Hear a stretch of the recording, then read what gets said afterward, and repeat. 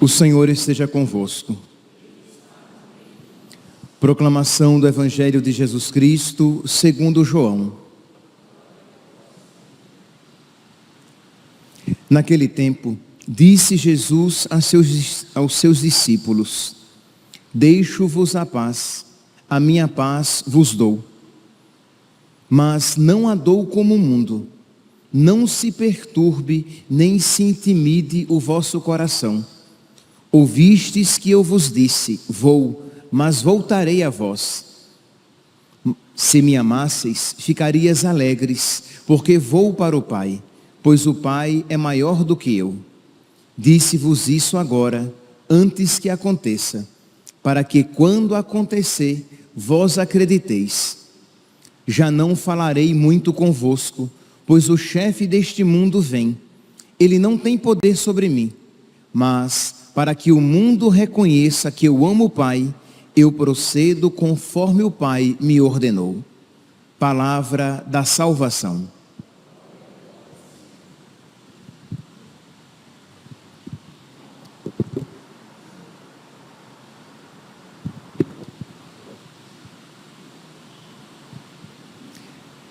Caríssimos irmãos e irmãs, o Evangelho de hoje nos dá a ocasião de nós refletirmos a respeito da paz segundo Deus e da paz segundo o mundo. Jesus diz no Evangelho de hoje, retirado do capítulo 14 de São João: Deixo-vos a paz, a minha paz vos dou, mas não a dou como o mundo. Não se perturbe, nem se intimide o vosso coração. Percebe aqui que Jesus faz uma contraposição. Existe uma paz segundo o mundo, existe uma paz segundo Deus. A paz segundo o mundo, meus irmãos, é uma paz meramente material, uma paz carnal. Uma paz material, uma paz carnal, uma paz que consiste simplesmente numa ausência de sensações desagradáveis.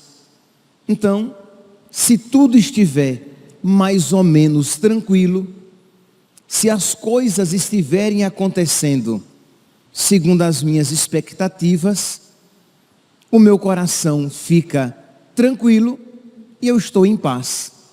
Esta é a paz segundo o mundo. A paz segundo Deus é uma paz que provém da certeza de que Deus está comigo. É uma paz que provém de verdades. Isto é, Deus me ama e Deus fará concorrer para o meu bem todas as coisas, porque eu estou na amizade com Ele. É uma paz que provém destas verdades contempladas, meditadas, cridas. Isto é, existe um céu e todo o sofrimento experimentado neste mundo, ele é passageiro. O sofrimento, ele me une mais intimamente ao mistério de Cristo, sua paixão, morte e ressurreição. Então percebe que essas verdades meditadas, contempladas, elas me trazem paz. Mas percebe que não é uma paz segundo o mundo, mas é uma paz espiritual. É uma paz que ela subsiste concomitantemente com o sofrimento. Você pode estar sofrendo, você pode estar passando por dificuldades e o seu coração de alguma maneira agitado, mas lá no fundo do seu coração você experimenta essa paz que provém de Deus. Nós podemos ver isso tanto na primeira leitura como no Evangelho de hoje. o contexto do evangelho, o contexto imediato é de perseguição. Jesus e os apóstolos estão sendo perseguidos. O contexto próximo é o quê? De traição, negação e morte. Jesus será negado por Pedro, será traído por Judas, Jesus vai ser preso, vai ser flagelado, vai ser morto. Ele vai se agitar interiormente ao ponto de suar sangue no Horto das Oliveiras. Isto é, existe uma agitação física, mas ao mesmo tempo o seu coração está em paz. Porque ele diz no evangelho de hoje, no finalzinho: já não falarei muito convosco, pois o chefe deste mundo vem. Ele não tem poder sobre mim. Isto aí, ele vai ser preso. Mas Jesus diz, ele não tem poder sobre mim. Eu procedo, mas para que o mundo reconheça que eu amo o Pai, eu procedo conforme o Pai me ordenou. Isto é, isso vai acontecer porque eu estou fazendo a vontade do Pai. E o meu alimento é fazer a vontade do Pai. E eu vim não para fazer a minha vontade, mas a vontade do Pai. Então percebe que embora Jesus experimente fisicamente, sensivelmente, nos seus sentimentos, ele se agite, no seu coração ele está em paz, porque eu estou na vontade do Pai. Percebe que nós também somos chamados a viver isso. Quando as dificuldades vierem, dificuldades por causa da nossa fé, nós também somos chamados a, em meio às agitações dos nossos afetos, dizer: mas graças a Deus, eu estou na vontade de Deus. Mesmo em meio a estes sofrimentos, eu estou na graça, eu estou na obediência aos mandamentos de Deus, eu estou caminhando para o céu. Então, lá no fundo, o meu coração está em paz. Então são essas duas realidades. Na primeira leitura de hoje, retirada dos Atos dos Apóstolos, capítulo 14, versículo 22, diz aqui que, encorajando os discípulos, eles os exortavam a permanecerem firmes na fé. Isto é, vocês vão sofrer. Vocês vão até morrer. Paulo tinha acabado de ser apedrejado e ficou tão gravemente ferido que ele foi arrastado para fora da cidade porque achavam que ele estava morto.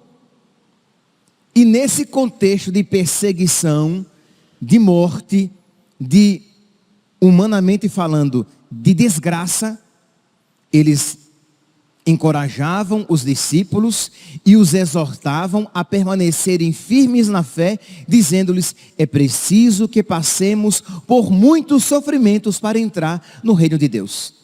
Isto é, vamos lá, vamos sofrer, mas nós iremos entrar no reino dos céus. Percebe que entre você voltar a sua inteligência para as realidades carnais, isto é, nós iremos perder a nossa vida, nós iremos sofrer muito, nós iremos passar por tribulações. E entre você contemplar o que? Eu estou caminhando para o céu. Faz parte da vida do cristão passar por dificuldades. E eu aceito, porque eu sei que por meio das cruzes eu entrarei na glória. São Paulo, o mesmo que foi apedrejado, quase que morto, é ele mesmo que vai dizer que os sofrimentos da vida presente nem devem ser comparados com a glória futura. Isto é, entre você se voltar para os sofrimentos, você pode se voltar para as realidades eternas. Entre você se voltar para as realidades meramente sensíveis, você pode se voltar para as verdades que constituem e que fundamentam a sua fé. Na oração coleta de hoje, naquela oração que o padre reza logo depois durante a semana depois do ato penitencial, quando ele diz, oremos. Pois bem, a igreja, nossa mãe, pediu para nós, dai ao vosso povo constância na fé e na esperança. Constância na fé e na esperança, para que jamais duvide das vossas promessas. Isto é, Deus tem uma recompensa muito grande reservada para mim, e eu não vou desanimar diante das dificuldades, e eu não vou me focar principalmente nas minhas dificuldades, mas eu vou me focar nas realidades espirituais, nas promessas de Deus. Jesus faz a mesma coisa no evangelho de hoje. Diz aqui, deixo-vos a paz, a minha paz vos dou, mas não a dou como o mundo. Não se perturbe, nem se intimide o vosso coração. Ouvistes o que eu vos disse, vou, mas eu voltarei. E Jesus vai para quê? E vai para onde? Ele vai para o Pai, preparar-nos um lugar. Não foi isso que ele falou alguns versículos antes? Nós estamos aqui em João 14, no versículo 27. Mas se nós formos para o versículo 2, João, capítulo 14, versículo 2, Jesus vai dizer, não se perturbe vosso coração, credes em Deus, crede em mim também. Na casa do meu Pai há muitas moradas. Se não fosse assim, eu não vos teria dito. Depois de ir e vos preparar um lugar, voltarei e tomar-vos-ei comigo, para que, onde eu estiver, estejais vós também. Então Jesus, diante daquele contexto, ele diz o quê? Eu vou, mas eu vou para o Pai, e eu vou preparar um lugar para vós. E isso deve ser então consolo, alegria. Santa Teresinha, quando tuberculosa, cheia de dores, pele e osso, morrendo na enfermaria de Lisieux, ela dizia, eu não morro, eu entro para a vida. Isto é, ela, ao invés de ela voltar a sua atenção para, digamos, o aspecto sensível, ela voltou a sua atenção para as verdades da sua fé. E é isso, meus irmãos, o que nós precisamos fazer. Então, imagine, você está passando por dificuldades para ser fiel à sua vocação de esposa, de marido. E está difícil você ali se manter fiel para ser santo como homem casado, para ser santa como mulher casada, aguentando, suportando as dificuldades da vida matrimonial, carregando a sua cruz para a educação dos seus filhos. E ao invés de você voltar a sua atenção para as realidades sensíveis, isto é, para essas sensações desagradáveis do peso da cruz da vida matrimonial, você volta os seus olhos para as realidades espirituais e diz, eu estou cumprindo a minha missão, eu estou carregando a minha cruz para entrar no céu. Glória a Deus. Obrigado, Senhor. Dá-me forças, porque é preciso que nós passemos por dificuldades para entrar no reino dos céus. Isto é, você voltou a sua atenção, a sua inteligência para aquelas realidades, para aquelas verdades que constituem a sua fé. Mas se você escolhe focar nas suas sensações, você vai deprimir. Você vai ficar triste. Por quê? Porque você voltou a sua atenção simplesmente para as coisas agradáveis ou desagradáveis, não para as verdades da sua fé. Imagine aqui uma pessoa uma moça, um rapaz homossexual, e que ele volte a sua atenção para, nossa, eu vou morrer sozinho, eu nunca vou me casar, eu nunca terei uma pessoa para compartilhar a minha vida íntima, a minha vida afetiva. se ela foca a sua atenção simplesmente para isso, ela vai se deprimir. Mas se ela disser, eu estou sendo fiel a Jesus, eu estou me mantendo em estado de graça, eu posso receber a Eucaristia, penhor da vida eterna, eu estou me preparando para o céu, para aquela felicidade perfeita, para aquela felicidade que não passa. Deus vai me premiar de tal maneira que quando eu olhar para trás, eu verei que aquilo que eu ganhei é infinitamente maior e melhor do que aquilo que eu renunciei. Então vale a pena me manter firme e continuar lutando contra as minhas más inclinações, os meus pecados, porque o céu é maravilhoso.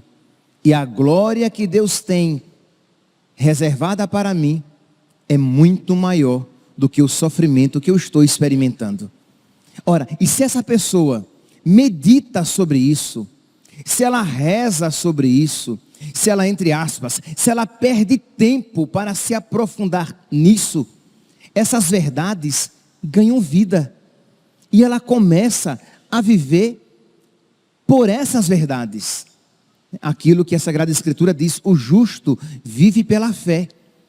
Essas realidades contempladas, vividas, meditadas, elas não são realidades longínquas, distantes, frias, mas não, elas se tornam vivas. Ela começa a viver aquilo, a experimentar aquelas verdades no início, apenas meditadas, mas que depois vão ganhando vida no coração daquela pessoa. Então nós precisamos meditar a respeito da nossa fé, senão nós iremos ficar deprimidos, frustrados, porque embora nos digamos cristãos, nos comportamos simplesmente como animais. E o animal, ele foge da dor e ele busca o prazer. O animal não contempla verdades. O animal, imagine, se eu preciso, quem aqui já teve um cachorro, ou já teve alguma proximidade com alguém que possui um cachorro, você às vezes vai dar um comprimido para o cachorro, você tem que abrir a boca do cachorro, colocar o comprimido, jogar água, fechar a boca dele para que ele engula. Porque para ele, aquele comprimido é desagradável. Ele não quer engolir aquele comprimido. Ele não contempla essa verdade de que aquilo é bom para ele. Então você tem que fazer força. Porque ele age simplesmente do quê? Ele busca aquilo que lhe é agradável, que é sensivelmente gostoso. Ora, se nós formos assim, nós nunca iremos contemplar a cruz a partir da nossa fé. Mas se nós estivermos imbuídos do Espírito de Cristo, com o qual entramos em contato quando ouvimos a sua palavra com fé, quando recebemos a Eucaristia, quando meditamos a palavra de Deus, quando entramos em oração, o Espírito Santo nos toca e nos faz compreender a beleza, olha agora, crê em Deus Pai, mas é verdade, a beleza de sofrer por causa da nossa fé. Por quê? Porque eu estou caminhando, quando eu sofro por causa da fé, eu estou caminhando para o reino dos céus. Quando eu sofro por causa da fé, eu me uno a Cristo, que sofreu também por causa do Pai, da vontade do Pai. Então eu estou sofrendo por causa da vontade do Filho, e eu me uno a Ele. Quando eu sofro por causa da fé, eu estou vivendo como cristão, porque o cristão, todo cristão, para ser cristão, vai ter que sofrer por causa da fé. São Paulo disse isso, versículo 22, é preciso, ele não falou, olha, às vezes a gente sofre para entrar no reino dos céus. Não, é preciso que passemos por sofrimentos, ou melhor, não por sofrimentos, por muitos sofrimentos, para que entremos no reino dos céus. Aí você, com a sua memória animal, você foca no sofrimento. Você precisa ter uma inteligência, uma memória espiritual e focar nesta outra verdade, no reino dos céus. Então vale a pena. Se para entrar no reino dos céus, eu tenho que abraçar e passar pelos sofrimentos, eu passo e abraço. Eu tomo a minha cruz com amor e passo por esses sofrimentos. Por quê? Porque vale a pena. São Paulo diz isso. São Pedro vai dizer, nós até meditamos sobre esse texto por esses dias, na semana passada. 1 Pedro, capítulo 4, versículo 12 e seguintes, quando São Pedro vai dizer: caríssimos, não vos perturbeis no fogo da provação, como se vos acontecesse alguma coisa extraordinária. São Pedro está dizendo a mesma coisa que São Paulo. São Pedro está dizendo assim: gente, meus santos, está dizendo São Pedro, o sofrimento faz parte da vida de todo mundo. São Paulo disse isso: olha, é necessário que passemos por muitos sofrimentos. São Pedro está dizendo: olha, nós iremos sofrer, e isso não é nada de extraordinário, é ordinário, faz parte da vida do cristão.